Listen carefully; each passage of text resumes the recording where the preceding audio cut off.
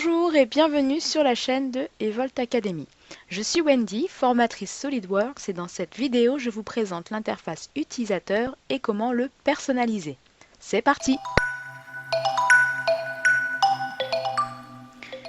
Voici tout d'abord l'interface générale.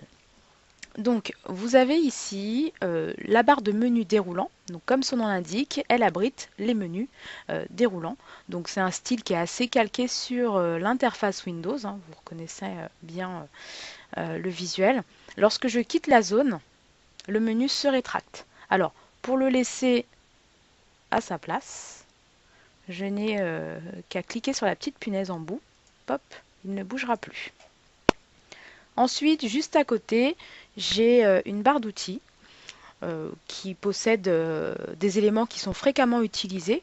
Donc, nouveau document, ouvrir un document, enregistrer, imprimer, retour en arrière. Voilà, c'est des éléments que l'on utilise assez souvent.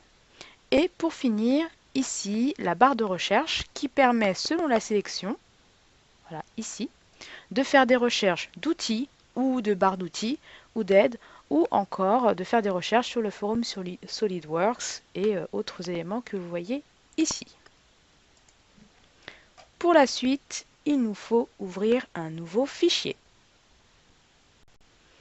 Pour ouvrir mon nouveau document, je vais utiliser ici l'icône Nouveau document. Il m'ouvre cette fenêtre où pièce est déjà sélectionnée. Je n'ai plus qu'à mettre OK.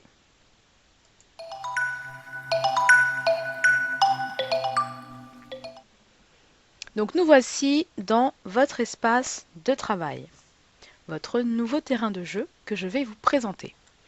Vous allez retrouver ici donc votre barre de menu comme dans l'interface générale, la barre d'outils où il y a les éléments fréquemment utilisés et également votre barre de recherche.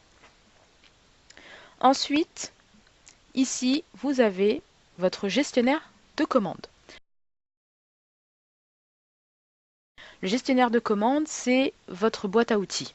Vous allez retrouver ici toutes les icônes qui vous permettront d'accomplir des tâches spécifiques. Il possède plusieurs onglets, vous voyez ici, que vous pouvez personnaliser donc de cette manière en cliquant sur n'importe quel onglet et en désélectionnant ou en sélectionnant les éléments dont vous avez besoin.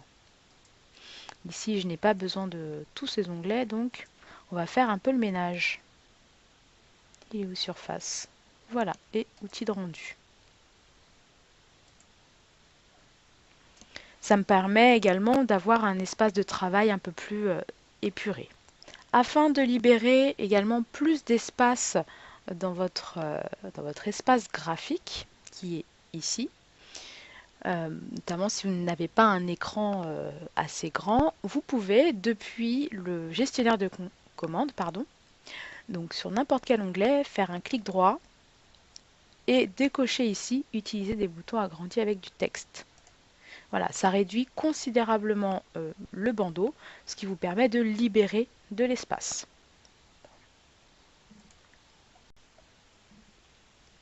Donc le gestionnaire de commandes, je peux également venir modifier les éléments qui composent chacun des onglets que vous voyez là. Donc toutes les icônes que vous voyez ici, il est possible d'en rajouter ou d'en enlever. Donc de la même manière que l'on rajoute et on enlève des onglets, clic droit sur n'importe quel onglet, personnaliser le gestionnaire de commandes. De là, une fenêtre apparaît, une fenêtre personnalisée. Donc, nous reviendrons un peu plus tard dans la vidéo sur la signification et le contenu des autres onglets. Pour le moment, je vais m'intéresser à l'onglet Commande ou barre de raccourci. Vous verrez que c'est la même chose. Donc là, je garde Commande. De là, vous retrouvez des barres de menu, des barres d'outils, que vous retrouvez aussi dans barre de raccourci, sous une autre forme. D'accord? Et à chaque fois que vous allez sur une barre d'outils, donc là par exemple je vais essayer de retrouver mes outils d'esquisse, voilà, et je vais aller sur l'onglet esquisse, Et si je veux rajouter des éléments, j'ai simplement une action à effectuer, c'est sélectionner un élément, celui que je veux et celui qui me manque, et à le déposer, à le faire glisser sans relâcher ma souris jusque dans la barre, dans l'onglet que j'ai choisi. Voilà. Et donc avec cette même action, je peux enlever des outils de mon gestionnaire de commandes. Oui, j'en ai enlevé un de plus parce que cet outil-là, je ne l'utilise pas. Je peux également créer un nouvel onglet totalement personnalisé. Ici, là, j'ai juste à cliquer dessus. Donc, je lui dis onglet vide. Je vais le renommer. Et pareil, hein, j'ai plus qu'à le remplir avec les éléments que j'utilise fréquemment.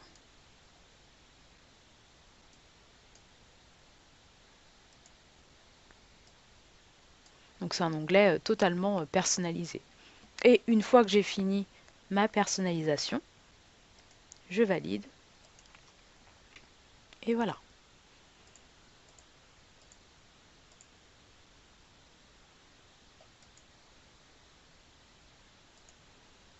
Il réagit comme les autres onglets, hein. Nous allons continuer maintenant avec les éléments qui entourent votre espace graphique. Donc vous avez ici les outils de visée haute qui vous permettent de personnaliser les informations et les vues présentes dans votre espace graphique. Je vais ouvrir une nouvelle pièce pour vous illustrer un petit peu ce que je dis. Donc une sphère toute simple, il me semble qu'elle ne doit comporter qu'une seule cote. Donc là par exemple, j'ai mes plans qui sont apparents. On ne voit pas la cotation de mon esquisse, on ne voit pas non plus le centre de ma sphère et encore moins s'il y a des axes. Donc pour ça, je peux ici aller montrer cacher les objets qui sont présents dans mon espace graphique. Donc par exemple, afficher les axes temporaires. On voit que ma sphère en possède au moins un. Je peux afficher également les origines. Voilà. Donc je peux vraiment mettre toutes les informations ou enlever des informations, hein, pour une lecture un peu plus aisée de ma pièce. Et également faire une vue en coupe. Donc ça ne me coupe pas la pièce, ça me permet seulement de voir l'intérieur. Lorsque ma pièce disparaît à cause d'un mouvement que j'aurais fait ou une mauvaise vue, je peux la rappeler grâce au zoom au mieux, simplement. Je peux faire un zoom dans une fenêtre, voilà, pour être plus précise dans ce que je veux sélectionner ou voir. Donc voilà à quoi servent les outils de visée haute. Vous avez également à votre droite ici le volet des tâches. Il contient un accès aux ressources SolidWorks, à la bibliothèque, à l'explorateur de fichiers, aux propriétés personnalisées, aux apparences, scènes, et des calques. Donc une petite information pratique à partager là tout de suite concernant le volet des tâches. Vous avez ici l'explorateur de fichiers qui vous permet d'aller chercher vos fichiers SolidWorks pour les ouvrir. Mais vous pouvez également, grâce à la bibliothèque de conception, rajouter un raccourci vers un dossier de votre choix. Alors, pour utiliser le raccourci vers un fichier de votre choix, donc vous allez dans la bibliothèque de conception, deuxième onglet, puis vous sélectionnez Ajouter un emplacement de fichier et vous parcourez votre ordinateur jusqu'à l'emplacement. Vous le sélectionnez et OK. Il se rajoute dans votre bibliothèque de conception et de là, vous avez accès à vos pièces. Donc là, c'est la même pièce qui est ouverte. Mais si je ferme cette pièce et que je vais dans ma bibliothèque de conception, je n'ai plus qu'à la faire glisser dans mon espace graphique et elle s'ouvre. Donc cela me permet notamment d'éviter de switcher entre mon explorateur fichier et SolidWorks. J'ai tout dans un seul logiciel. Vient ensuite la barre d'état. Donc la barre d'état, c'est l'élément que vous avez tout en bas ici, d'accord, qui est souvent négligé. Pourtant, elle a beaucoup d'informations à vous apporter. Donc là, on voit que l'on est dans l'édition d'une pièce. On voit également qu'elle nous apporte des informations sur les unités présentes dans les unités que l'on a choisies pour notre dessin. Mais elle va également nous apporter des informations sur l'état de notre esquisse, l'état des fonctions, l'état des pièces. En fait, à chaque fois que l'on va se retrouver un petit peu coincé dans SolidWorks, on ne saura pas trop quels éléments il faut sélectionner ou pourquoi il ne veut pas nous emmener plus loin dans une fonction sur laquelle on est en train de travailler. Des fois, la réponse est marquée en bas. Donc c'est vrai que c'est quand même assez intéressant d'y jeter un œil de temps en temps quand on semble un petit peu bloqué dans le logiciel. Donc soyez attentifs à ce qu'elle peut vous dire. Enfin, l'arbre de création que je vais vous présenter assez simplement, parce qu'il y a beaucoup à dire dessus, donc qui fera l'objet d'une autre vidéo. Donc il possède plusieurs onglets. Le premier onglet, vous verrez apparaître dans l'ordre chronologique toutes les actions que vous avez menées sur votre pièce et que vous avez gardées, bien sûr. Ce qui est supprimé n'est plus présent dans l'arbre de création. Le deuxième onglet qui est le Property Manager qui apparaît quand vous faites une fonction, quand vous éditez une fonction. Par exemple, ici, si j'édite la seule fonction de mon arbre, regardez, l'onglet qui a pris le dessus, c'est le Property Manager. Le Configuration Manager qui, lui, vous permet de donner plusieurs états à votre pièce dans un seul fichier. Par exemple, si je veux que ma sphère soit d'un rayon de 50, d'un rayon de 25 et d'un rayon de 30, je peux avoir ces trois états dans un seul fichier grâce au Configuration Manager. Là encore, cela fera l'objet d'une autre vidéo. Et enfin, un autre onglet important, le Display Manager, qui va vous permettre de rajouter des textures à votre pièce. Avant de passer à la suite, donc je vais cacher mes trois plans. Avant de passer à la suite, donc à la personnalisation de différents éléments, je vais vous montrer deux raccourcis supplémentaires que l'on peut utiliser dans SolidWorks. Donc le premier se situe sous vos mains, la main gauche, généralement votre clavier. Donc lorsque vous appuyez une fois sur la touche S, cela fait apparaître une petite barre d'outils mobile, donc ça vous pouvez la personnaliser. D'accord? Elle apparaît en fait là où se trouve votre sélection. Si je viens ici et que j'appuie sur S, vous voyez elle est apparue sous ma sélection. C'est une boîte à outils qui est assez pratique. Et vous avez également une autre boîte à outils qui, celle-là, se trouve normalement sous votre main droite. C'est quand vous faites un cliquer, glisser avec votre bouton de droite, voilà, qui fait apparaître ce qu'on appelle les mouvements de la souris. Donc c'est une petite roue qui possède des outils.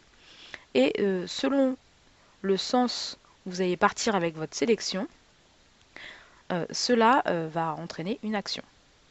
Voilà. Bon là on ne voit pas qu'il s'est mis normal à la face puisque ça reste une sphère. Mais par exemple, si je lui dis nouveau document, pop, voilà, il m'ouvre un nouveau document. Donc ces deux outils, on peut les personnaliser et je vais vous montrer comment. Pour la personnalisation de vos boîtes à outils, de vos menus, vous allez direction ce petit engrenage là-haut, la flèche qui est juste à côté. Quand vous développez, vous avez personnalisé. Souvenez-vous, c'est la petite fenêtre sur laquelle nous étions tombés tout à l'heure grâce au menu, grâce au gestionnaire de commandes. Donc on peut venir dans cette fenêtre depuis un certain nombre de lieux dans SolidWorks. Donc dans personnaliser, vous avez plusieurs onglets. Le premier étant barre d'outils. Chaque fois que vous sélectionnez ou désélectionnez un des éléments que vous avez sur le côté, cela vous rajoute Dans votre espace utilisateur, des barres d'outils, donc un peu partout. Ici, je viens de rajouter la barre d'outils configuration. Les courbes, je fais ce que je veux, hein. Donc au fur et à mesure que je les coche, elles apparaissent dans mon espace graphique. À moi après de les insérer là où je souhaite les avoir.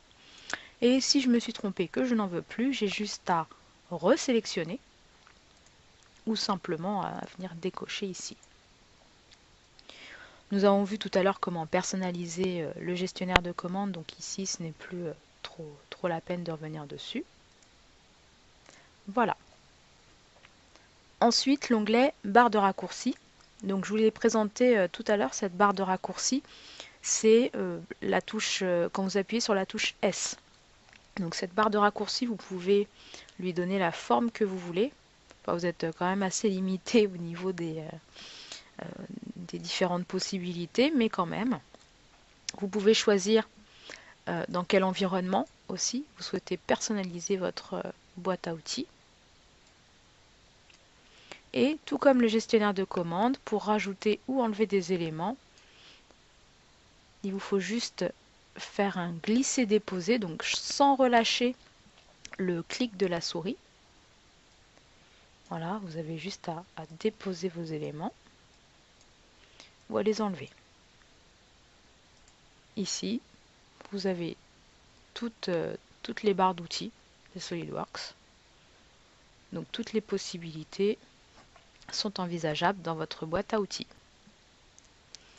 Ensuite, nous avons les commandes. C'est un peu la même chose, hein, ça remplit un certain nombre de choses dans SolidWorks.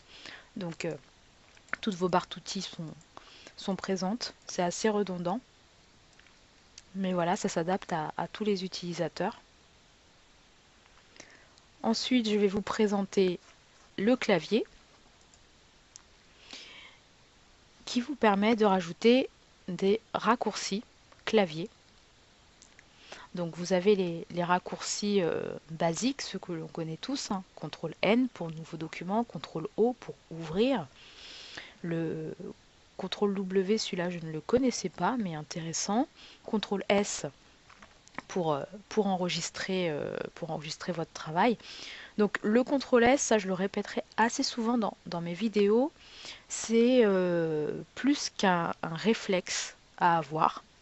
C'est un toc à avoir dans SolidWorks pour éviter de perdre des heures de travail. CTRL P pour imprimer, donc ça c'est pour vos éléments les plus standards. Maintenant, par exemple, vous souhaitez rajouter un raccourci pour aller utiliser votre outil ligne, mais depuis votre clavier. La marche à suivre est assez simple. Je ne vais pas aller chercher mon outil. Vous voyez, je scroll, mais je ne tombe absolument pas sur mon outil ligne. C'est très pénible.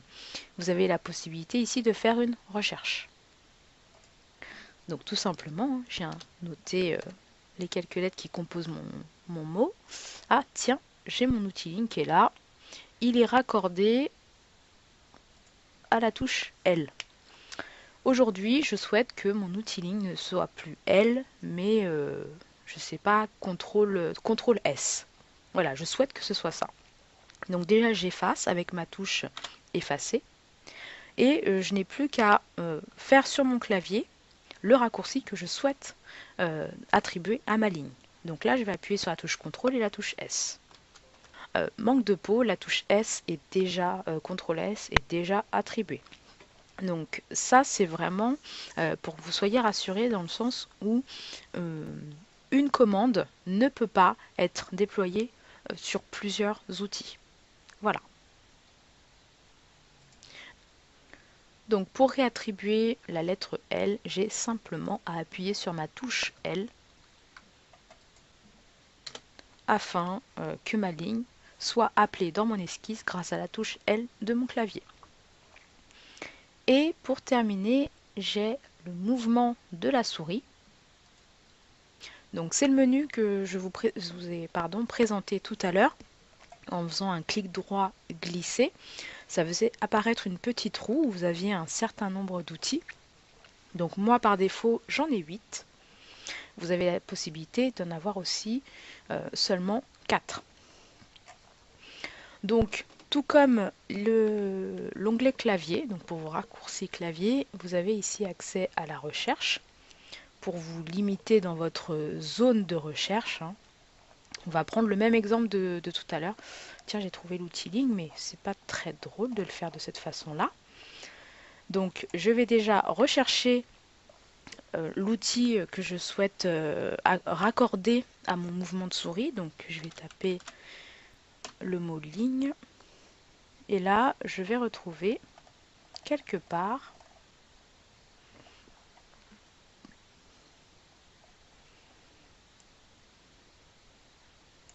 ma ligne. Il était assez loin. Donc maintenant, ça c'est une entité d'esquisse. Donc je dois le mettre présent non pas dans l'environnement pièce, mais bien dans l'environnement esquisse. Donc là, vous voyez, il est déjà attribué à un mouvement de souris. Donc finalement, ça ne me plaît pas de l'avoir à gauche. Je souhaite l'avoir à droite, donc j'ai juste à cliquer dessus, développer la petite flèche ici et lui indiquer voilà dans quel sens je souhaite déplacer mon curseur pour qu'il me fasse apparaître ma ligne. Une fois que vous avez paramétré tous vos éléments, vous n'avez plus qu'à valider. Lorsque vous avez personnalisé votre espace de travail, je vous conseille d'enregistrer vos outils. Donc pour ça, vous avez ici les ressources SolidWorks qui vous permet de copier l'intégralité de vos paramètres. Donc j'ai juste à lancer l'assistant. Là, il me demande soit d'enregistrer, soit de restaurer mes paramètres. Donc pour le coup, je vais les enregistrer. Suivant. Je lui donne le répertoire dans lequel je souhaite qu'il soit installé. Un autre conseil, évitez de le mettre dans un répertoire natif de SolidWorks. Mettez-le dans un répertoire où il ne risque pas d'être écrasé par l'installation d'une nouvelle version de SolidWorks. Ici, vous sélectionnez ce que vous souhaitez voir enregistré dans ce fichier paramètres qui aura comme extension SLD-REG et vous faites terminer. J'ai déjà un fichier qui existe, je vais l'écraser, c'est pas grave. La même opération est à prévoir si vous souhaitez restaurer vos paramètres. Donc, ressources SolidWorks, assistance pour copier les paramètres, restaurer les paramètres. Donc, suivant, vous allez chercher votre fichier paramètres dans le répertoire dans lequel vous l'avez enregistré. Puis, suivant, et terminé. Vous avez la possibilité à ce moment de créer une sauvegarde des paramètres qui sont actuellement utilisés sur l'ordinateur. Terminé. Là, il vous demande si vous voulez continuer sans sauvegarder les paramètres qui sont actuellement sur l'espace utilisateur. Donc là, je vous dis oui, je veux bien continuer comme ça. Et il m'indique que c'est bon, il vient de copier mes anciens paramètres sur mon interface utilisateur actuelle. Il existe encore plein d'onglets et de menus dissimulés dans SolidWorks et aussi bien d'autres façons de personnaliser votre interface. Ici, je vous ai présenté seulement quelques éléments qui vous permettent de vous approprier rapidement votre espace de travail et de l'adapter selon vos besoins et votre utilisation. Cette vidéo est maintenant terminée, j'espère qu'elle vous a plu. Si c'est le cas, n'oubliez pas de mettre un petit j'aime, n'hésitez pas à laisser vos commentaires, abonnez-vous à la chaîne pour suivre l'arrivée des nouvelles vidéos. Quant à moi, je vous dis à bientôt sur la chaîne de Evolt Academy.